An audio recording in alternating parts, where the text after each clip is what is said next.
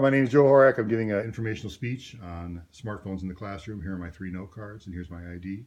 Here's my audience. I've got 6 people here: Aaron, Dave. I got Julie virtualing in from Huntsville, Alabama.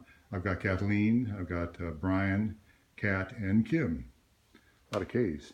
And I'm going to have Brian, my cameraman, do the shots for me.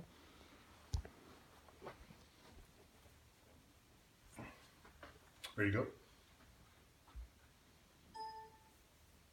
All right, my name is Joseph Horak, and I'm going to give an informational brief on smartphones in the classroom. And the reason I picked this brief was because my wife's a teaching assistant at Plum Point Middle School, and she constantly talks to me about smartphones in the classroom, her and her cohorts. It's a big issue, and it's one they're struggling to go ahead and deal with.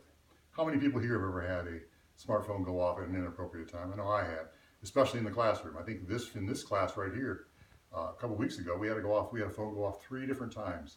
So it's very relevant. So I'm going to talk a little bit about the history of smartphones. I'm going to talk a little bit about the positive aspects and the negative aspects of smartphones. Next slide. So first I'm going to go ahead and add and resource Harvard University Press book about the history of health smartphones. And that's my first bullet right up there. Over 73% of students own a smartphone in 2015. Now remember, smartphones were introduced in 2007, June 2007.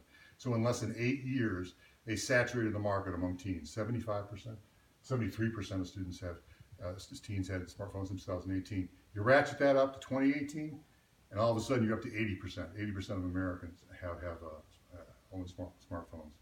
A couple other statistics out there.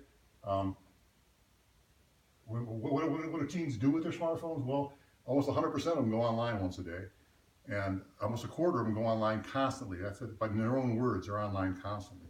So it definitely has an effect on students. And they've almost become an obligatory accessory to students when they enter your classroom. Next slide. So, are smartphones a distraction? I'm going to reference James Lang from the Chronicle of Higher Education when he says definitively, new technology like the smartphones has truncated the attention span of not just students, but everybody.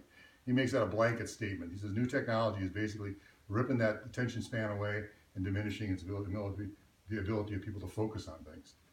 London School of Economics did a study and said where smartphones were banned, they had scores that were over 6% higher than where smartphones were allowed. And that's a pretty impressive statistic. And then texting, this is something that amazes me. According to a study of Pew Statistics from the Atlantic Journal article, almost over 2/3 of the students in classes receive or send texts during their class, which is kind of amazing to me. But even worse is where smartphones are banned on campus. Over half the students still report receiving and sending texts, so obviously that ban is not being very effective. Next slide, please. So do smartphones aid learning? They surely do.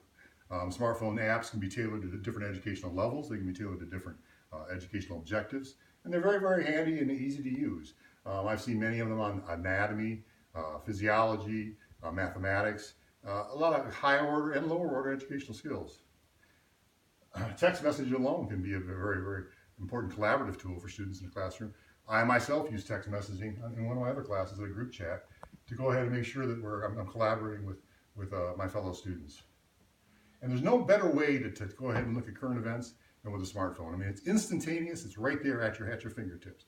So it's a pretty potent force in the classroom. And if properly managed, Coziers comes back and says, basically, it can be a positive in the classroom. And I've seen that as well. So what we've looked at is we've looked at the history of smartphones. We've looked at the negative aspects of smartphones. We've looked at the positive aspects of smartphones. And in conclusion, I'd like to go ahead and say, smartphones aren't going anywhere. They're going to be around. This is a quote from Machen, and she's basically saying they're going to be around. They're going to be an ever-intrusive force in the classroom in the future. And where it's going, we don't even know, because this was the precursor to the iPhone. And imagine wearing that on your wrist now instead of an iPhone watch. So actually, this was one that was dreamed up in 1983, and it actually went a totally different direction. And that's all I've got. Thanks, people. I appreciate it.